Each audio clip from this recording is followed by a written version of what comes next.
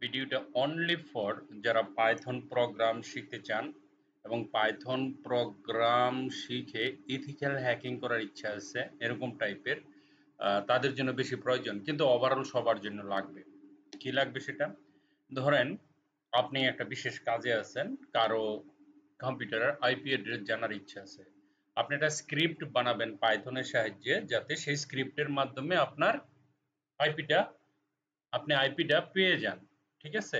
Remote কন্ট্রোলে বা কোনো কারণে কারো কম্পিউটারে ঢুকতে পারলে আপনি কিভাবে সে আইপিকে নিজের করে নিয়ে আসতে পারবেন বা জানতে পারবেন। ঠিক আছে? এটা যে শুধু ইথিক্যাল হ্যাকিং সেটা না।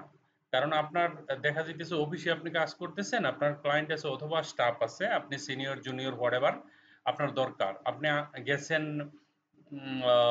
ধরেন কোনো কারণে একটা কম্পিউটারের আইপি জানতেছেন না। কিন্তু আপনি যদি পাইথন প্রোগ্রাম জানেন, সহজে সেই পাইথন প্রোগ্রাম দিয়ে আইপি অ্যাড্রেস বের করতে পারেন।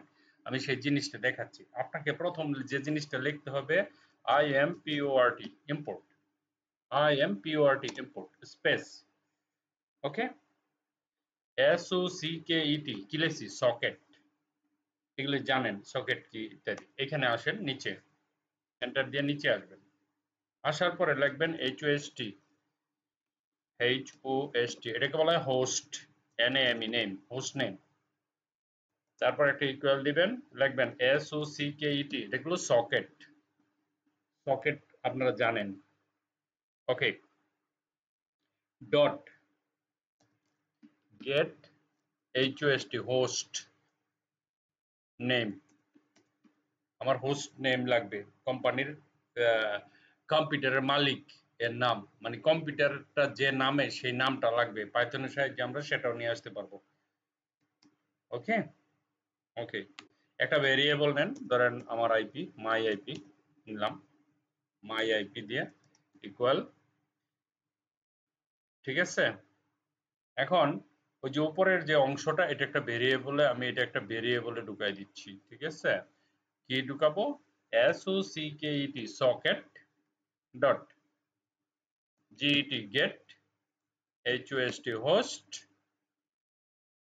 by NAME host by name। এখানে যাবেন, এখানে খালি জাস্ট হোস্ট NAME শব্দটা লিখে দিবেন, হোস্ট নেম। ওকে, হোস্ট নেম লেখার পরে যখন আপনি প্রিন্ট করবেন, মানে কি আপনি আপনার কম্পিউটার বা যে কোনো কম্পিউটার, এনি কম্পিউটার বসলেন, ওই কম্পিউটারের আইপিটা আপনি জানতে চান, তাহলে প্রিন্ট করে বলবেন এখানে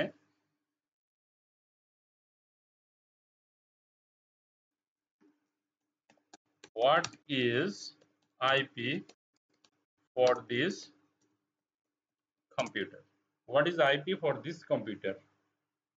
ওকে, এখানে একটা কলম দেন, এরকম দেন। এখানে আসবেন, একটা প্লাস দিবেন, ওই যে ভেরিয়েবলটা মাই আইপি এটা বসায় দিবেন।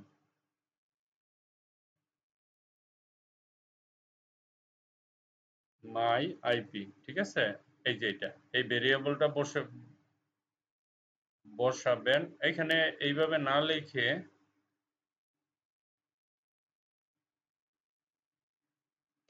IP of this computer is, তখন আপনার আইপিটা আপনি জেনে যাবেন। জাস্ট এই জিনিসটুকু লিখলে দেখবেন আপনার আইপি চলে আসছে।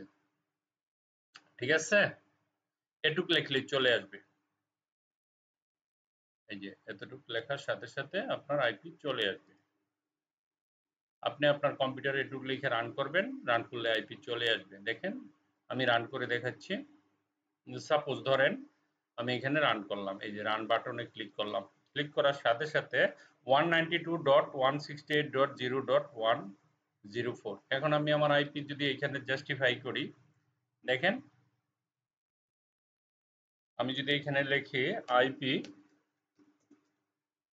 কনফিগ, হ্যাঁ, এন্টার, দেখেন 192.168.0.104 exactly same IP in Python. এই যে এখানে 192.168.0.14।